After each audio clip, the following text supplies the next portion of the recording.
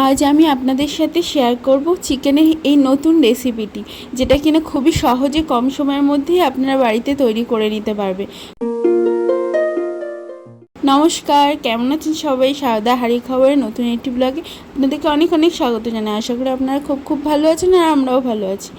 তাহলে চলুন আজকে রেসিপি চিকেন কারিটি বানিয়ে ফেলি। প্রথমে একটা পাত্রে চিকেনটাকে ভালো করে ধুয়ে নিয়ে নুন হলুদ মাখিয়ে রেখে দিলাম। তারপর তাতে আলাদা একটা কড়াইতে পেঁয়াজ, আদা, রসুন, গোলমরিচ আর সামান্য তেল দিয়ে ভেজে নিলাম।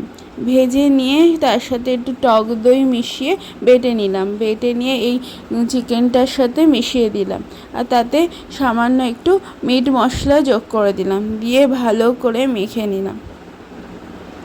হাত দিয়ে খানিকক্ষণ মেখে রেখে তারপর 1 থেকে 2 ঘন্টা মতো চাপা দিয়ে এভাবে রেখে দেবো।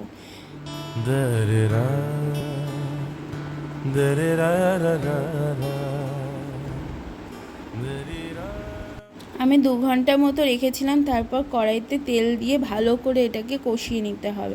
এইটা আলু ছাড়াই হবে। এরপর সামান্য একটু টমেটো সস অ্যাড করে দিলাম। দিয়ে ভালো করে কষিয়ে নিতে হবে যতক্ষণ পর্যন্ত না জলটা যে মাংসের যে জলটা বেরোয় শুকনো হয়ে যায়। তারপর সামান্য জল দিয়ে সেদ্ধ করে নিতে হবে মাংসগুলোকে, যতক্ষণ না ভালো করে সেদ্ধ হচ্ছে অবধি সেদ্ধ করার পর নামিয়ে নিতে হবে। আপনারা এতে ধনেপাতাও অ্যাড করে দিতে পারেন। ধনেপাতা দিলে এর টেস্টটাও আরও সুন্দর আসবে। এই চটজলদি রেসিপিটি আপনারা ভাত বা রুটি, পরোটা বা লুচির সাথেও আপনারা খেতে পারেন। তাহলে আপনারা বাড়িতে এই রেসিপিটি ট্রাই করুন আর আমাকে কমেন্ট বক্সে অবশ্যই লিখে জানাবেন যে কেমন হয়েছে।